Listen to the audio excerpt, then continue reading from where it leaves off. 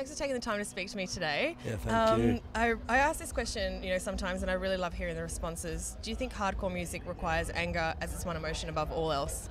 I think it requires passion more than anything, because you got to be really passionate about the genre. You got to be really passionate about what you have trying to say, because I think bands that don't have something to say, don't have real lyrics, what's the point? Like they're not a hardcore band, or because they're singing about nothing. They're singing about total bullshit. But like staring up into the sky and shit. That's the thing. If you've got something to say, and you really do mean it, and you believe it, and that's real. When you're a real band, you're not some bullshit band, And that kind of gives you that visceral connection with your fans, and that's probably the most important thing. Yeah, well, I think that's the thing. If fans can relate to what you're singing about, and they can really take something from it, that's one of the best things about, I guess, being in a band. Because I have people say to me, it's like, those lyrics mean so much to me. I'm like, holy shit, that's awesome, because they obviously mean a lot to me because I wrote them. Yeah.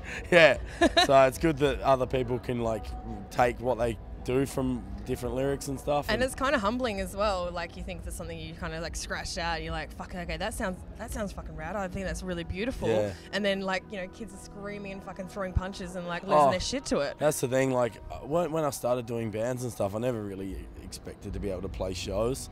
And then you weren't confident enough? Or? No, it wasn't like I wasn't confident. It was more like, oh, cool, we'll play the local hall. And then when we started doing bands, it was a long time ago, and then everyone that kind of was doing bands with me back when I was a kid, a lot of those people have gone on to do really, really big bands and stuff in different times. So when we were kids, we were just like, oh, let's just be as heavy as we can. And we weren't even singing about anything because we didn't really have it. We were so young, we didn't really think anything, we hadn't toured, or we hadn't been around the world or anything, so we didn't really have much of a topic. But now that I've toured a lot and been kind of everywhere, I've got a bit more to say, and I'm a bit more angry and pissed off, I think.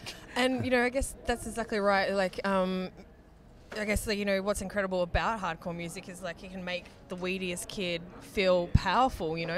Someone that feels powerless in their life. And whether they're alone in their room or at a show, they can feel like they're 10 feet tall. And you do obviously consider the effect and responsibility you have as a musician and as an artist. Oh, totally. Because I always felt like hardcore and hardcore music was a place for everyone.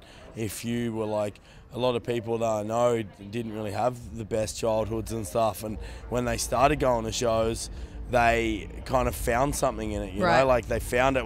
When I started going to hardcore shows a long time ago, I found a bunch of new mates, and I found a bunch of people that were as passionate about something as I was. And these people are still my best friends now. Weber, that's Parkway's tour manager. He was one of the first people that started taking me to hardcore shows when I was 16 years old, and now we're in our early 30s. And you're all a bunch of misfits, but you're running the shit, That's the thing. We're still friends, and we still get to go on tour with each other. Me and him have got to go to places all over the world together and shit, and that's awesome. Never would have thought that. Yeah, that's crazy. As a 16-year-old kid going, fuck, how am I going to get booze? Or maybe not at the time. No, we're straight edge. Still then, fuck off. You really? Yeah, when we were 16. No way. We were way more straight edge. And it was crazy. We were so militant. Really? Were you the kids in the back, with the arms crossed? Oh, no. Because when we play, go to shows, there'd be 20 people there. Oh, really? So, no one went. So do you think you were straight edge because you were under 18 as well? No, I actually, when I was 13 to probably 15, I gave it a fair crack. Yeah. I gave it all a crack. Did ya? If it was on the table, I'd give it a go. It wasn't oh, hey, that's this and that's bad for you. I was like, oh, well, let's see what this does. Yeah. So, and it's not I didn't try, because people were like, oh, yeah, you've been straight edge for so long.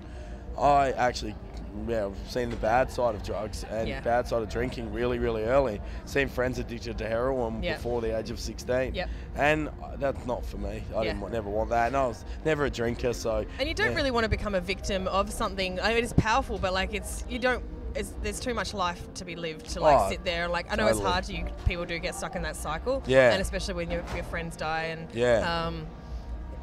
I just think everybody has inside them some sort of strength, whether it is just you're going to sit there and smoke cigarettes and get drunk, fine. But if you do get stuck in that corner, I think everyone has it, and it's a lot to do with the support around each other. Yeah, totally. And I've seen some of my friends go from being long-term people that believed in being straight edge to being meth heads in a short period of time, and then like seeing them again, it's like a fucking scene from The Walking Dead, you know. So zombies. So do you think it kind of works like the other way as well, like because they haven't experienced it, like they're just not used to being able to like balance it out between their normal lives, and they just kind of get lost in it? I think so too, because they haven't ever, like a lot of people that become like, say they're straight edge when they're young, haven't really tried anything, you know. They're not like me that gave a few things a shot. And they go, oh, I'm going to try this. And before too long, they're like, I'm going to try this every day. And it's like, yeah, well, then you're struggling, you know. And I fully understand that you like can smoke weed, and I think you can give up weed easily. But I think drugs like meth and heroin and shit like that, it can get a grip on you. Like, it's not something where you can just go, bang, I'm going to give that shit up. It's more so like, it's really going to be a struggle to get rid of it and get because I know people that really, really bad, and they like, yeah, I want to get off, and they say shit to me, and I'm like, they're just fucking talking shit. Tomorrow's going to be a different day, and they're going to be back on it, you know. So I think, you know, with that you do need like a certain support group, and you do kind of make your own decisions, but in the sense of like, you know, the support you have for your friends, and like obviously, you know, in your personal life, I really want to talk to you about like your movement, Fuck Cancer. If you could go through some of like, you know, the points with me about what's really important and passionate to you about this.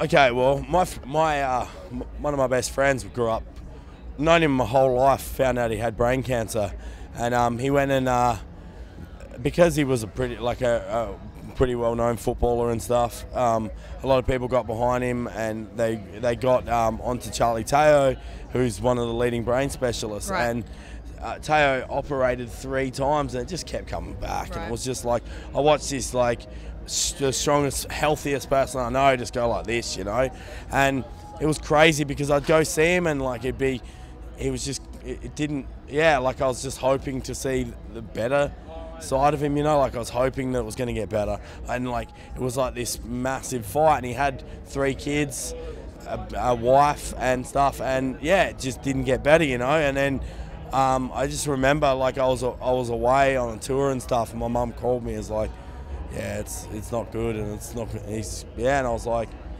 oh, I happen to be on a tour. I happen to be on a tour right now, and I can't go home right now because obviously when tours are on, it's hard just to leave and stuff like that. And to be honest, I was really, really scared. I didn't really want to see it, and I think I kind of avoided the situation a little bit. And then when not long after, my mum found out she has lung cancer, and she got a really bad lung infection. And when it fully cleared, they're like, there's spots here, and there's a tumor, and they're like, holy shit, like this is really bad. And they're like, straight away, the nurse said to my mum, it's like, you've got 6 months to live. My mum's like, so me and my girlfriend and my baby I just had a baby, and we've gotten a plane straight there, and we were like, oh, like this is fucking hectic, you know. Like you see some crazy shit in your life, but I don't think you see too many things like a thing like a cancer ward, because I've never seen people so scared, you know. Like there's no real like, you see like people get happy about stuff. You don't see people get happy there, exactly, you know, right. Like it's so scary. We do shelter ourselves because we like to be surrounded by happy, positive, good things. So when you do get like stuck in the face with something that's challenges, especially someone that you love probably most in the world, you know, it does kind of makes you feel like what can I do, even if I do feel fucking helpless, you know? Oh, totally. And that's actually something like Winston said yesterday is like the hardest thing about being in this position is like, you are on tour on the other side of the world, and I'd much rather be at home when something bad happens, but I cannot, and you do feel a bit helpless. Yeah, so. Totally. And that I made sure, like at the time, I was like, I just got to cancel anything I have on and just try and be there for my mum. And we've been going back and forth, and it's been a year and a bit, and she still keeps going back, and they go, okay, well, it hasn't got any bigger, and you're still alive. So we'll see how it goes. Yeah, and not to mention the support of, like, I guess, all your fans, because regardless if it's not even about donating to the Cancer Council or about finding, like, finding a cure or, benefiting towards that. It just raises awareness. Oh, totally. So, and the thing is, sometimes you do need a punch in the face with something as strong as, 2 words that is, like, fuck cancer. Like, exactly. And I think people do kind of get lost in how blessed we are and like how much we can give back. Oh, exactly. And we've managed to donate like a fair few $1,000s right now.